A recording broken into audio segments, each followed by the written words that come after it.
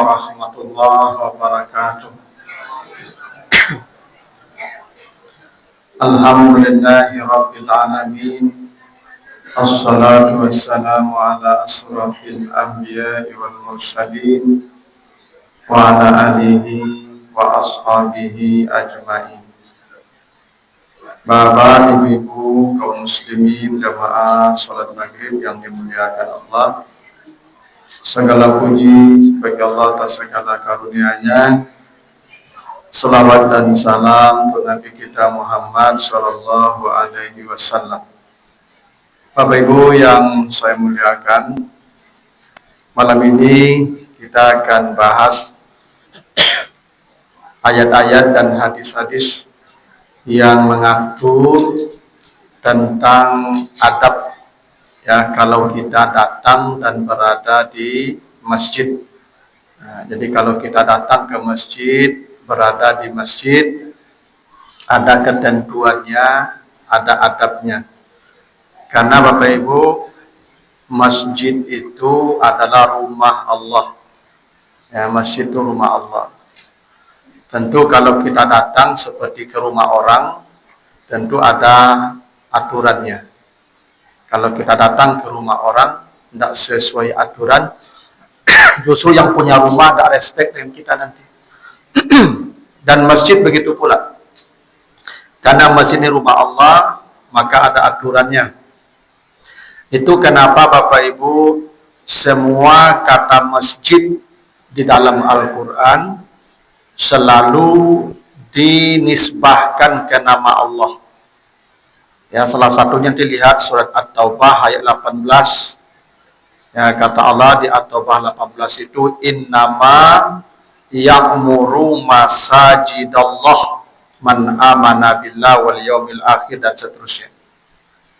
Hanya sesungguhnya orang-orang yang akan memakmurkan masjid-masjid Allah. Jadi kata masjid itu diidafahkan ke nama Allah, masajidallah. Takdirnya dalam bahasa Arab, masajid lillah. Semua masjid milik Allah. Itu kenapa syarat masjid disebut masjid. Baru masjid disebut masjid, syaratnya ada 3. 1, dia milik Allah, bukan milik pribadi. Kalau ada orang bangun masjid, tapi itu milik pribadi, tanah atas nama dia, masjid atas nama dia, itu tidak masjid tuh, karena nanti bisa diwariskan ke orang lain. Ya, masjid itu milik Allah, tidak ada bisa diwariskan sampai kiamat, dia menjadi milik Allah. Itu makanya kalau Bapak Ibu ada yang bangun masjid, nanti wakafkan langsung, sehingga masjid itu jadi milik Allah, tidak milik kita. Nanti kalau kita mati bisa dibagi-bagi itu tanahnya tuh, bisa dibongkar lagi bangunannya tuh, kalau tidak milik Allah. Itu makanya i'tikaf tidak sah di masjid yang milik pribadi, karena bukan masjid namanya. Kalau ada masjid tapi milik pribadi, masjid itu tidak diwakafkannya menjadi milik Allah, berarti itu tidak masjid namanya. Ya, itu sama aja dengan gedung-gedung biasa itu. Karena masjid itu harus milik Allah. Itu makanya masajid lillah, atau bertakdirnya itu. Tapi diidafahkan menjadi masajidallah, masjid-masjid Allah. Tuh. Yang kedua, syarat masjid itu ada bangunan, walaupun semi permanen tapi bangunan. Jadi kalau tanah lapang itu tidak masjid namanya itu, maka tidak ada salat tahiyatul masjid tanah lapang. Ya, karena masjid harus ada bangunan. Yang ketiga, syarat masjid itu ada salat berjamaah di sana 5 waktu. Kalau terpenuhi yang 3 syarat itu tuh masjid namanya itu. Nah, semua masjid itu milik Allah, rumah Allah. Nah, Bapak Ibu, jangankan Bapak Ibu duduk beribadah di sini, berjalan ke masjid saja sudah dihargai oleh Allah. Dalam hadis Ibnu Majah kata Nabi, basyiril masya'ina fi zulmi ilal masajid bin nurid dam yaumal qiyamah. Berikan kabar gembira semua orang yang berjalan ke masjid untuk subuh berjamaah, mereka lah yang mendapat cahaya paling terang nanti di akhirat. Nah, itu yang disebut berjalan ke masjid baru tu.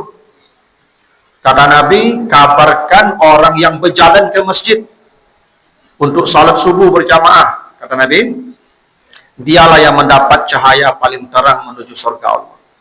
Berarti dia paling cepat sampai. So, kalau paling terang cahaya kita, cepat sampainya. Ya, sama awak berjalan di kendaraan, ibu kalau lampu auto kancang, bisa gas gak pancang, gak apa, gak dalam mesti. Tapi kalau lampunya lindo, nah itu payah berjalan begitu tuh. Makanya kata Nabi, berjalan ke masjid subuh itu, itu cahaya terang menuju surga. Itu makanya usahakan Bapak Ibu, kalau datang ke masjid itu berjalan kaki. Karena kata Nabi, masyak namanya. Masyak itu jalan kaki. Ya, tapi kalau sakit lutui aja ndak lah. Tahu jarak jauh kendaraan lah. Kalau ambo di lubuk turun kamari jalan kaki bilo begitu ibu. Sudah aja orang semayang deh. Tapi yang dake-dake, yang dekat-dekat rumahnya dengan masjid berjalan kaki lah. Dan Nabi begitu. Nah, jadi kalau kita datang ke masjid itu pahalanya besar. Ya. Bahkan dihitung per langkah kakinya datang ke rumah Allah itu tuh. Tapi kalau kita tidak memiliki adab, Allah tidak kasih kebaikan. Justru kata Allah, nanti baca di Al-Baqarah 114. Wa man azlamu mimman mana'a masajidallah an yuzkara fiha ismuh. Tidak ada orang yang lebih zalim dari orang yang menjadi penghalang bagi orang lain untuk berzikir di masjid-masjid Allah. Jadi kalau ada orang datang ke masjid, dia jadi penghalang orang berzikir di masjid, menjadi gangguan bagi orang beribadah di masjid, maka tidak ada orang yang lebih zalim dari itu, kata Allah. Nah, kan bahaya tuh. Kalau kita datang ke masjid, lalu kita menjadi gangguan bagi orang beribadah, maka tidak ada yang lebih zalim dari itu. Itu makanya kalau ada orang dengan ceramah, ibu jangan mota dulu. Iya. Zalim tuh. Allah sebut. Orang kemenangan ceramah di samping ibu. Ibu dah mota dah ke ibu tuh. Dah gaduh telinga tuh. Zalim nama itu mah. Iya, emang begitu Allah sebut. Bacalah tuh. Al-Baqarah 114 tadi. Tidak ada yang lebih zalim daripada orang yang menjadi penghalang orang berzikir dan beribadah di masjid-masjid Allah. Iya, memang begitu tuh. Jadi kalau kita tidak memiliki adab di masjid ini, bisa jadi keberadaan kita menjadi maksiat, bukan menjadi ibadah. Padahal Allah sudah menjanjikan di cahaya yang terang berjalan ke masjid saja, belum lagi duduk. Ya, kalau duduk sudah hebat lagi tuh di padang mahsyar. 7 manusia yang pertama diamankan ketika orang masih berdiri 50.000 tahun, kata Nabi. 7 manusia yang pertama itu salah satunya rajulun mu'allakun kalbuhu bil masajid, orang yang tentram berada di masjid-masjid. Orang yang merasa nyaman dirinya berada di masjid-masjid, yang hatinya tergantung di masjid-masjid. Tidak ada tempat yang paling menyenangkan hatinya kecuali berada di masjid. Kalau ada orang begitu, manusia pertama yang dinaungi Allah di padang mahsyar. Dah hebat begitu. Nah, tapi kalau tidak memiliki adab, jadi masalah. Ya, zalim kata Allah. Tidak ada yang lebih zalim dari itu. Nah, karena itu perlu kita mengetahui seperti apa adab-adab kita berada di masjid, agar keberadaan kita di masjid itu tidak menjadi gangguan bagi orang. Dan kita memang mendapatkan apa yang dijanjikan Allah dan Rasulnya nanti di hari kiamat. Apa saja adab di masjid atau kita datang ke masjid? Pertama di surat Al-A'raf 31. Kata Allah, ya bani Adam, khuzu zinatakum inda kulli masjidin.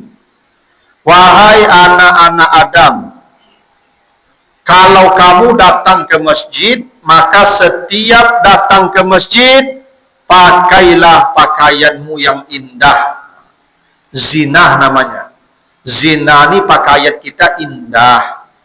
Bapak Ibu kalau pergi ke Mas Haji, tolong cari di kacau baju. Iya. Lai pantas nak ikut baju ambo ke Mas Haji. Jadi di kacau tu.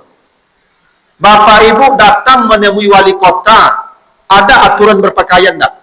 Ada, Bapak Ibu. Namanya presiden apalagi. Menemui pejabat saja di kantornya ada aturan berpakaian. Masa menemui Allah di rumahnya, Allah malik dari semua malik, raja dari semua raja. Lalu kita selengean ke Mas Haji, itu dah amul tu. Ada kadang-kadang orang ni seperti datang ke stadion saya. Seperti datang ke tampil hiburan saya pergi ke Mas Haji. Perhatian banyak apa-apa tu. Pergi semua yang Jumaat, itu bajunya aduh. Mau pergi ke apa saya pergi, mau pergi ke stadion saya baju tu. Cuba cari di kacau tu, ambo kalau menemui bupati, wali kota, gubernur, cocok nak baju ambo cukup. Aku nak cocok, akan Mas Haji lebih hebat lagi tu. Maka setiap ke masjid tolong pakai pakaian yang indah, indah bukan mahal. Karena tidak selalu mahal, indah ni Ibu. Kalau indah tu standarnya apa? Ada standar indah tu, macam tak ada standar indah. Gini, ibu-ibu apa-apa kalau ambo kini berceramahnya pakai kaos oblong, pakai levis ambo ceramah. Lah nyaman ibu jadi ambo tu. Ndak ada ke salah ambo tu tuti aurat ambo tu mah. Cuman dak indah itu bentuknya loh, mengganggu mata orang tu mah. Kena ada standar indah tu. Masa standar indah pun ndak ada. Jadi kalau pakaian tu tolong pakai yang indah. Ibu-ibu maku subuh tu jendas terlalu pakai ringgit tu jangan quick Mas Haji. Tukar baju tu kapai ke Mas Haji subuh ke terutama apa. Yang namanya wak lalu pakai ringgit tu mah. Taruhlah basi, ibu-ibu selimut pakai ringgit tu mah. Dah ada keringit kau nak baun lah. Segagak-gagak orang keringit baun ikut rumah. Coba ibu kalau semayang daki orang yang badannya yang baun baju tu apit, dah hilang khusuk adanya. Tu makanya kalau ibu ke Mas Haji, ibu kau, kalau ibu kau babungkui mau kena, nyo alasan lain babungkui, yo lain babungkui tapi baju ibu tu mahau sujud ikut rumah. Cayo lah kamu. Lah iyo. Tak sensitif nak molo tu. Ganti baju tu, pakai yang indah. Kalau bisa cua ibu pergi beralik, itu baju ibu ke Mas Haji tu. Iya. Cua pergi beralik punya mewahnya, itu lah pergi ke Mas Haji harusnya tu. Memang di pergi beralik tu orang lewat tamu ikut Tuhan kalau tamu itu. Maksud baju ala kadar saya. Minimal pun nak kerancak mana. Kalau ndak yang seperti peberalik itu jendas terlalu pakai ringgit itu dibawa. Ya tahu dah amu lo tu. Ambo pebo kalau pergi berceramah ken kamari, macam ni lah baju ambo sampai lampi. Sampai lampi baju ambo. The boxer di dalam. Tu baju kaos pak. Aku batik pak. Aku jaket pak. Sampai bapa sampai lampi ambo pebo kalau berceramah, apalagi kalau Mas Haji kau ndak basi, kadang atau suara ambo tinggi begitu mah, kancang suara ambo tu mah. Apalagi melawan kipi angin mereka pak. Kau melawan kipi angin kau tak mudah suara lo kau ibu. Nyop kapakak kata lingor dia suara tinggi begitu mah. Ya nak. Kalau bang ngecek kancang apa mau dikau kau ndak basi kau, basah katia ambo begitu mah. Kalau ambo pakai boxer langsung batik saja. Kati ambo basah tu ambo sujud, ambo buka kati ambo, kecik orang sebelah ambo bantu saya gagal ustaznya untuk kati baunya. Ndak ada suaranya begitu tu. Tapi kalau ambo pakai baju sampai lampi, tak serap di boxer ambo ada baju kaos. Tembusnya lah ya, berarti tembusnya lah, kau just tabak nak tembus kalau kau. Sehingga kalau ambo sujud, orang sebelah ambo aman, mau badan ambo dak bangun keluar, palu di baju ambo sampai lampi. Itu tujuannya ambo pakai modeko, kau dapat gaya ambo boleh gaya ambo. Ya kan? Menghindari supaya orang tak terganggu. Itu makanya Bapak Ibu kalau pergi ke Mas Haji, ya mana preso pakaian tu. Ya kan, tak masuk apa-apa. Tolong cari baju waktu walaupun lain batuka, cari aja bantunya. Baju kau tampilannya mengganggu orang. Ibu-ibu tolong cari baju apa tu. Apa kan biasa gini, awak kan baju awak kau pak, koko atau batik, Kan tak sekali pakai, sekali cuci lah tu. Sudah pakai tu, kau gantung lah balik tu, kau ambil lah balik, pakai lah balik tu. Ambo situ tu mah. Tapi satiuk kali dipakai tu apa itu katiaknya tu. Kalau lapik katiak tu ganti lah legend tu, dah seminggu dia ganti dah. Ambo lah tu. Mengganggu nanti tu. Ibu-ibu cari baju apa tu, kadang apa aku tidak peduli baju ibu. Kalau yang rapi kalau lepaknya jangan pakai jual lagi ke Mas Haji. Orang di belakang tergaduh ikut tu mah. Orang di belakang tampaknya rapi kalau lepak baju tu kecil orang belakang ikut nak diambil orang rumah. Kadang udah suruh belakang ikut tu. Termasuk ibu-ibu, makanya kata Allah pakai pakaian yang indah, wala tusrifu, tak lo boleh berlebih-lebihan no. Ibu mukena ibu tu jangan norak mana warna-warnanya. Ibu pakai mukena yang standar aja. Kalau norak mana warna-warni mana, beko orang di belakang nyepikian tu di mana bali kau serang semayang. Beko sampai sudah nyepikian di mana bali itu. Aku sudah semayang tak berzikir bertanya rumah. Ma bali kau sih, itu. Ada tanda nyepikian serang semayang itu. Tak boleh mengganggu orang tu, tak boleh. Walaupun memang lain berasi indah, tapi perhatikan juga tak boleh berlebih-lebihan. Kalau berlebih-lebihan menggaduh orang juga namanya. Itu makanya apa-apa ibu-ibu kalau pakai kawas haji ibu apa-apa tu kamu ke. Jangan dipakai baju dan merek-merek di belakang. Baju ibu kok. Kasih kok. Capek ibunya. lah tadangar itu gue batuk-batuk mungkin gue tak kamu ya. Apa-apa kan pakai baju merek-merek di belakang. Baju apa merek di belakang, orang di belakang ni baco, pasti dia baco dah cetuin dah lah. Lagi bacanya kok kadang ambil sakit hati bagai. Yang membaca gila lah terbaca dah. Ada kesakit hati sampai sudah begitu tu. Nah, tu adabnya dia. Tolong ke Mas Haji pereso pakaian. Itu perintah Allah, tak saya yang suruh tu. Khuzu zinatakum inda kulli masjid. Setiap datang ke masjid pakai pakaian yang indah supaya orang daki awak bisa lu khusyuk salatnya. Itu aturannya tu, supaya orang di samping awak tu nyaman lah nyoba ibadah. Ibu jelah kalau bangun baju orang daki awak tak bergeser-geser awak malik merapik daki kinya. Kalau tak rapik sap setan lalu lalang kata Nabi. Itu banyak dampaknya kalau baju kau tak pas kau. Kalau baju kau tak indah, tak berasi.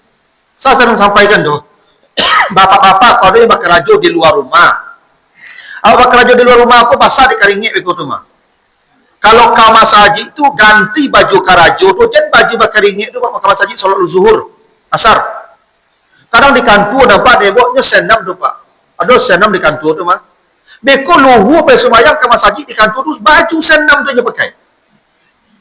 Lapik beko bau dah tu indah lah tu. Pasal banyak antah keringit keluar. Ambo ceramah zuhur di kantor gubernur tu hari Rabu, banyak apa perhatian tu. Hari Rabu tu pakai senam saya, peso yang luhur, dah amu tu ganti baju tu, bawa baju ganti, coba baju kerajo ya dipakai gitu. Kecuali wak lain di ruangan AC dapat keringit dapat itu adabnya betul. Nah, yang kedua dari hadis dari Jabir bin Abdullah, hadis riwayat Bukhari dan Muslim, hadis sahih ini. Kata Nabi, man akala sauman au basalan falyatazilna au falyatazil masjidana wal yaqul fi baitihi. Siapa yang makan bawang merah atau bawang putih, maka jangan mendekat ke masjid kami. Duduklah dia di rumah saja. Itu perintah Nabi. Ini jangan dipahami keliru ya. Jangan Bapak Ibu, wak boleh tak Mas Haji asal makan bawang, itu tak betul itu. Nabi melarang orang yang makan bawang ke masjid, artinya kalau kita datang ke masjid, tolong aroma mulut perhatikan. Bawang itu contoh kasus. Dulu orang Arab tuh ibu makan bawang kok bakunya cuma timun saja, bawang bombay itu putih bawang.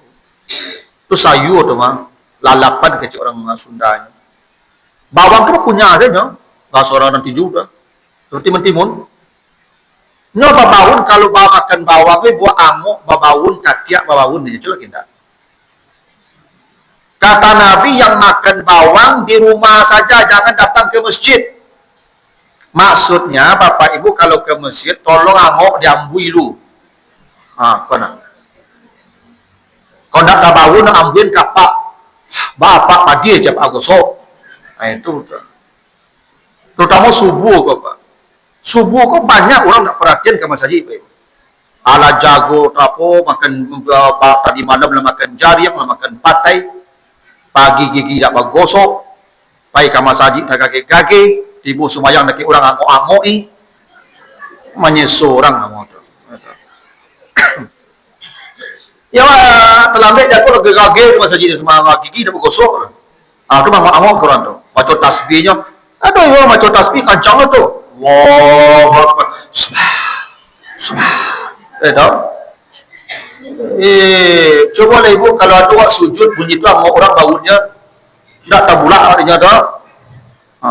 Itu perlu tu Bapak Ibu. Saya sarankan kalau ada kan begini Bapak Ibu. Bau nafas orang tu tak selalu karena makanan, ada kena penyakit. Atau mohon maaf nih memang begitu. Giginya kalau hitam-hitam gigi itu biasanya nggak bau enggak. Perhatiin enggak? Asal banyak hitam-hitam di gigi itu gigi busuk nama tu mah hitam-hitam tu. Atau nggak bau tu kencang pun nggak ikut tu mah. Perhatiinlah kalau nak saya. Ya? Atau mungkin ada penyakit di organ-organ pencernaannya bau nggak ikut tu mah. Bapak Ibu yang lah sadar rangoknya kancang baunya, kalau bisa pas salat tu pakai aja lah masker enggak apa-apa. Supaya orang di samping awak tak gaduhnya. Ya. Kalau awak kan lah biasa je nangok tu ibu elo salah dah bahan sama surang. Kalau kawan kau sasa angoknya di bawah nangok tu mah. Bapak Ibu yang tahu tu angoknya. Rata-rata orang kalau ada penyakit di organ-organ dalamnya tu biasanya angoknya kat bawun. Yang lah begitu tu kenapa pakai masker lah. Ya dah. Supaya tidak mengganggu. Kadang ada orang baru sudah makan durian, pai sembahyang ke masjid.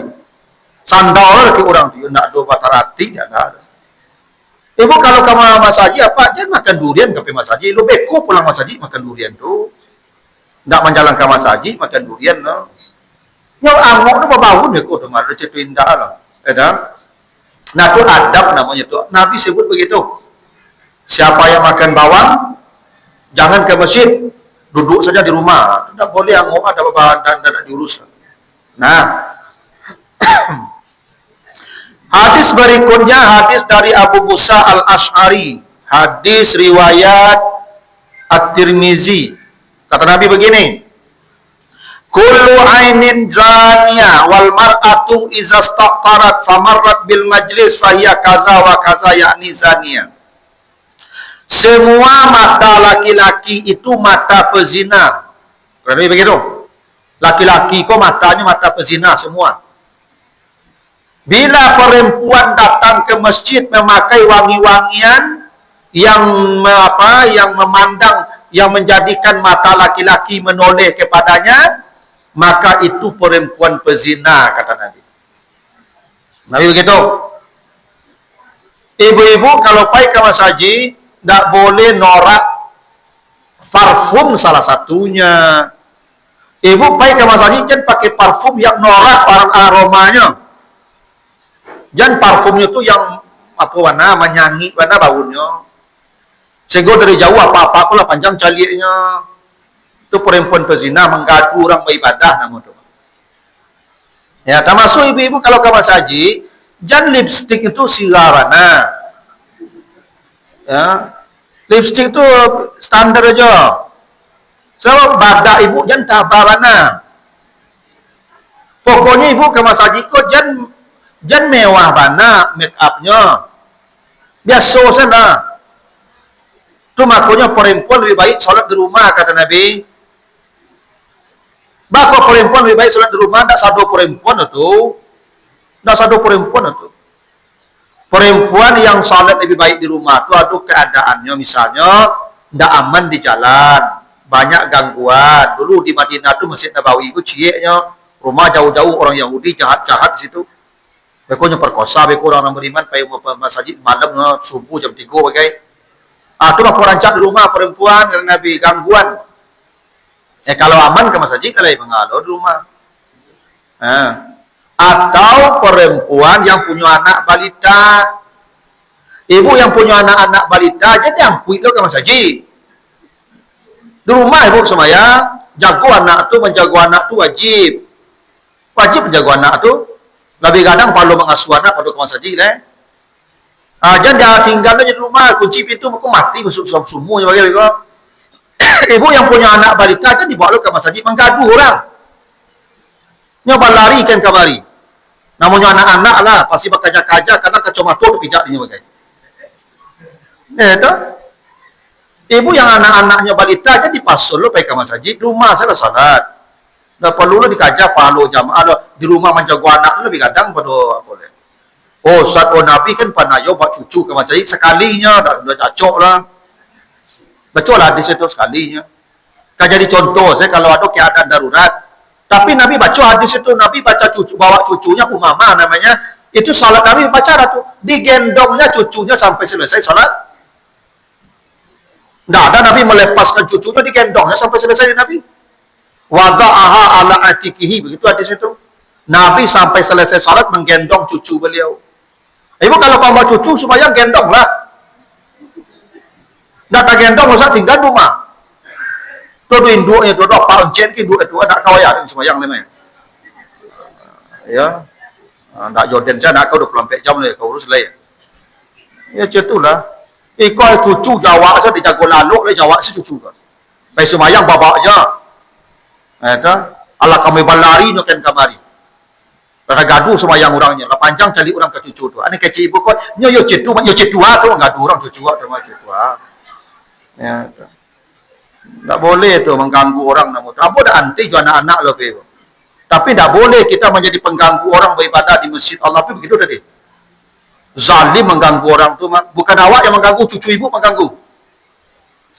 Ala 7 tahun baru dibawanya ke masjid. Kena perintah Nabi begitu, muru auladakum bis salati wa hum abna'u sab'in. Ajak anakmu salat usia 7 tahun. Kalau 7 tahun lah bermaisnya tu mah, lah dukuanya, tak bisa dia kita tahu tu mah. Yang balita tu orang ngeceknya tu dah buta yang lama. Itu nak kena buat tu, kamari berlari biko tu mah. Jadi ibu jangan biasa buat cucu ke masjid. Ambo dah anti juga anak-anak lah menggaduh. Mengganggu orang tu. Ya dah, kadang neneknya kau dicandu buat cucu. Cucu kau dah buat pai umbuk tadi. Ya dah. Betullah ibu kau. Ada nampak dia buat kebiasaan orang tu. Tiap hari, tiap sembahyang bawa anak ke masjid. Ya tak? Ada lah bawa anak ke masjid tiap hari. Bagendong, dia bagendong. Tapi tak tiap hari bawa anak ke masjid. Kok darurat saja, dah ada orang rumah dah. Wah laki-laki yo ke masjid gendong lah kau lain talo. Tapi yang tiap hari tinggal je induknya rumah tu. Kau perempuan lebih baik solat di rumah tadi. Tu kalau perempuan lebih baik solat di rumah, kau anaknya balita di rumah sembahyang. Atau ibu-ibu yang suaminya sakit, ibu kok sakit suami ibu, jangan ke masjid ibu sembahyang. Dah boleh, jago suami itu wajib hukumnya. Duduk dah kayak apa tu, sampai sehatnya atau sampai painya.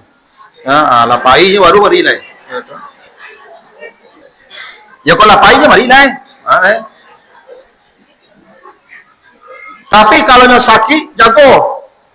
Utsman bin Affan Bapak Ibu dalam sejarah dilarang Nabi ikut perang Badar. Perang Badar tu bebu umat Islam saketik, musuh banyak, laki-laki saketik. Utsman tak boleh perang. Kamu jangan ikut perang kata Nabi. Kenapa Utsman satu-satunya sahabat yang tak boleh perang bebu? Karena Utsman istrinya sedang sakit, Ruqayyah. Istri Utsman sedang sakit, Ruqayyah tu makuk Ruqayyah tu mati sedang perang Badar terjadi tu. Kata Nabi, engkau tak boleh perang. Bahkan orang munafik menuduh Utsman ini munafik. Oleh Nabi dikasih ghanimah setelah perang Badar, bukti dia ikut perang karena menjaga istri. Artinya menjaga istri yang sakit itu sama je parang kadang pahalanya ibu. Bully orang tak pai parang dia kalau menjaga isteri sakit. Iya. Apa-apa kalau sakit ibu, jago ibu tu. Jangan ke masjid tu sembahyang. Sampai ibu tu pai. Ya. Ya kalau pai mari dah. Ya ibu contohlah. Kau sakit apa tu, tak ke masjid ibu lah. Ya. Kadang ibu ku apa kalau sakit lah barik sakitnya, nyopai ke masjid sembahyang. Suruh lah gitu. Apa aku lah mau angok semua surang. Habis kau pulang suruh dah langsung cari apa nak cari jauh saya lu. Alalun dia cari. Ya kan. Namu alalun tu tu. Ya, duduk rakyatnya tu. Tanya ada kandaknya, ada teragak dia. Ya betul. Itu kalau perempuan yang suaminya sakit, tak boleh ke masjid kecualinya flu baru atau lutut sakit baru tu lama le baru mati dia tu. Minta izin lah kayaknya Pak dia boleh ambil kawan saja ya. Apailah bu ya. Apailah. Tapi kalau angok aja tingkatnya lain, tak mau lah tu. Sampai angok terakhir itu ibu duduk minta redanya. Iyalah, ibu kalau tak reda aja ketika mati itu apa masalah ibu besok tu. Kalau tak dapat redanya menjelang mati itu, ibu bermasalah panjang. Tayolah tu. Maka tu perlu menjaga suami sakit barik itu. Menjalannya kapal itu minta redanya lain. Pak, lah reda Pak Jambo, kau ada hak-hak apa yang nak berpenuhi. Allah ibu, ambo lah reda ke ibu. Mati dapat tu deh. Surga dia ibu dia tu. Nah. Itu perempuan kenapa di rumah lebih baik tu? Kalau menjaga suami di rumah. Atau perempuan yang cantik mana? Yo mana glowing. Asal masuk ibu tu ke masjid, apa-apa ku panjang caliaknya. Ibu-ibu yang cutu rumah salah ke masjid lain, menggaduh orang menerima. Tapi ku ibu-ibu lah pensiun, gigi lah tangga, lah karipui. Ibu masuk masjid kurang lengah-lengah saja, kemarin dah lain, mengayuh rumah lain. Itu tak sadonya perempuan ku rancak di masjid dah kau. Aduh batas-batas itu mah. Perempuan yang berpotensi jadi fitnah tadi, rumah. Atau makanya perempuan tak boleh pakai aroma yang menyengat. Jadi fitnah bagi laki-laki. Tak boleh make up berlebihan. Jadi fitnah bagi laki-laki. Karena mata laki-laki kok mata pezina sadonya. Pasti itu. Ya, begitu kata Nabi itu. Tu makanya ibu-ibu nanti apa-apa kau ada ustazah diundang ceramah Ramadan. Mana tahu ada ustazah diundang ceramah Ramadan, jangan di mimbar gua. Di situ abe meja situ tu maduk ibu-ibu dah. Apa dengan suara saja. Kalau ustazah yang glowing tu misalnya, ceramah di muka gua tak kira apa-apa kau ndak ceramahnya dengar itu, cayu lah kamu. Ceramah yang dengar itu. Nabi dah menyebutkan mata laki-laki ku mata pezina. Tahu Nabi itu. Ya, tapi kalau ustazahnya loyong-loyong berjalan tidak ada sekolah. Dah lurus jaganya lah ya sekolah. Apa-apa kau nak mencari ngangulakan aku aja kau tu. Betul lah. Nah, jadi ibu-ibu datang ke masjid kau jangan menjadi gangguan, tak boleh jadi gangguan tu. Itu kenapa kalau salah imam salah. Itu ibu-ibu tak boleh membaca subhanallah seperti laki-laki itu. Apa-apa pun lupa lah semuanya imam. Ibu dia tekan hari ibu tak boleh. Ibu subhanallah itu. Tepuk tangan. Ibu kalau salah imam tu baca subhanallah. Ambo jadi imam misalnya. Ini salah apa-apa dah tekan hari ibu baca subhanallah. Ambo tambah salah ambo ibu. Bantu ibu tambah salah ambo ibu. Yang ambo pikir bantu nama subhanallah ku bantu ku. Nah, itu ibu-ibu ya, jadi kalau saja ibu standar sajalah. Jangan norak mana tampilannya. Ya, make upnya, lipstiknya, parfumnya tidak boleh menjadi gangguan nanti. Apalagi yang glowing-glowing tuh. Makanya ambo kalau ceramah, ibu aku suku jamaah yang mau di ibu-ibu ku ya. Yang pensiun-pensiun gua ambo nyaman ceramah ibu. Kalau ibu-ibu yang mode-mode kok ceramah ambo panjang mana jadi kamu tak ngefek. Dan efek. Tapi kau yang glowing tu jamaah ambo tu kat panjang-panjang caliknya kamu ibu. Ambo sasak ambo. Makanya ambo nyaman ceramah di jamaah yang muda-muda ibu kah. Ya kan? Tagak lah payah, berjalan lah payah, wong duduk mau unjuk dah habis, pasal elok dah elok dah tu. Dan cikgu kau tak ngefek lah kau. Ya tu. Panjang mana calik kamu nak pengaruh kamu tu. Ya tu. Begitu. Nah, 3 ya. Yang keempat, hadis Bukhari Muslim, kata Nabi begini, iza dakhala ahadukum al-masjid falyarka' rak'atain qabla an yajlis. Bila kamu masuk masjid, jangan duduk kecuali kamu salat 2 rakaat. Ini aturannya begitu. Adab Bapak Ibu kalau masuk masjid tidak boleh duduk. Kecuali duduk tidak boleh, itu bukan berarti berdosa. Cuma tidak beradab namanya loh. Makanya gini, kalau ada ibu bapak masuk ke masjid, orang sedang azan, jangan solat sunat dulu, jangan berdiri aja. Jawab azan dulu, baru solat sunat. Kalau lah duduk, nah itu solat sunat lagi, hilang. Tapi begini, kalau setiap masuk masjid harus salat 2 rakaat, itu artinya apa itu? Semua yang masuk masjid harus dalam keadaan suci. Karena salat itu suci. Makanya Bapak Ibu jangan tidak berwuduk masuk masjid dalam keadaan berwuduk. Karena salat itu tanda orang suci. Itu artinya masuk masjid itu suci. Itu maka Nabi kata Aisyah tidak pernah datang ke masjid kecuali berwuduk di rumah. Aisyah, Nabi itu berwuduknya di rumah, ibu, di masjid. Maka kata Aisyah, setelah Nabi berwuduk, sebelum berangkat ke masjid, mencium istrinya. Memang begitu pula Nabi, karena si Nabi salat di rumah. Makanya sebelum ke masjid, Nabi kata Aisyah mencium istrinya, baru berangkat ke masjid dan tidak mengulang wuduk. Itu artinya menyentuh istri dan membatalkan wuduk. Karena begitu kata Aisyah, yuqabbilu baina nisaihi. Tapi itu biasa, itu Nabi aja kebiasaan begitu. Apa-apa kau tak biasa, itu je cuba lo. Ku ibu tak mendengar hadis tadi lah. Besok sudah luhu wuduk rumah tu lah belu saya kanyang ibu, kau cium kanyang ibu kau. Cik ibu an calik-calik lapak tu lah nak kalamonya lah tu. Dengan perangai siapa kawan. Tapi begitu kalau ke masjid berwuduk dulu, di rumah berwuduknya, masuk masjid langsung salat. Itu artinya yang tidak suci tidak boleh masuk masjid. Itu bahasanya tuh. Makanya saya Bapak Ibu bukan melarang, mengingatkan akad nikah tuh kalau tidak terpenuhi nanti aturan-aturan di masjid, tidak usah di masjid akad nikah. Di gedung saja, di rumah saja lah. Tidak ada pula sunnahnya akad nikah di masjid.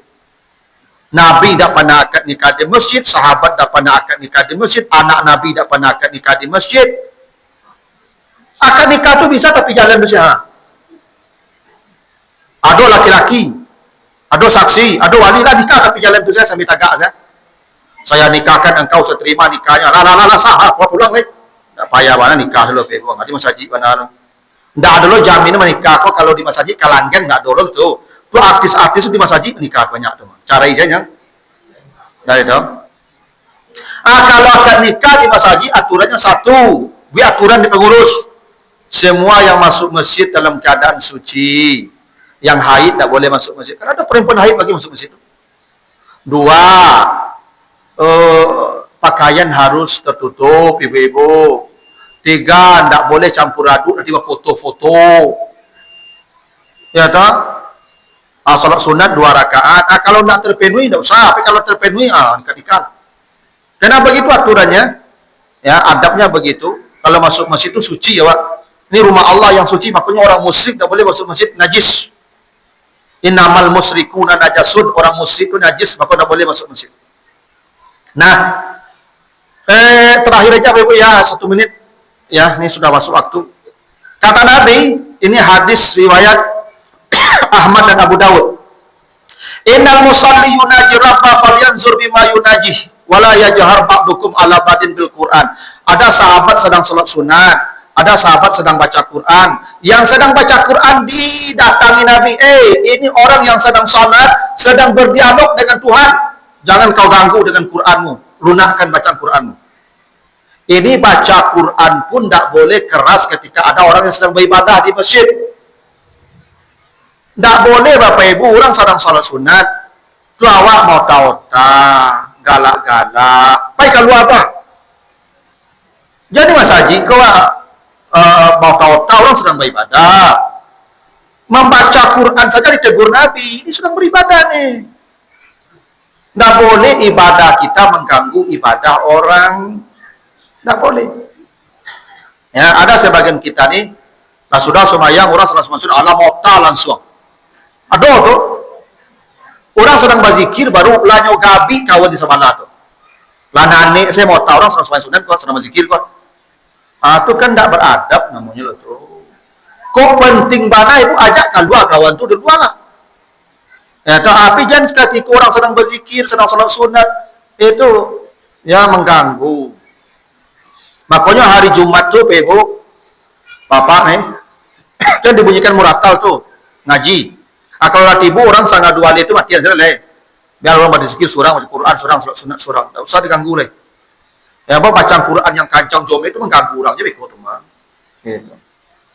Nah, begitu adab diantaranya ya nih ada banyak sebenarnya, tapi begitulah dulu yang penting-penting agar kita ini datang ke rumah Allah ini dapat ibadah, dapat kebaikan, bukan jadi orang zalim. Nah, gitu.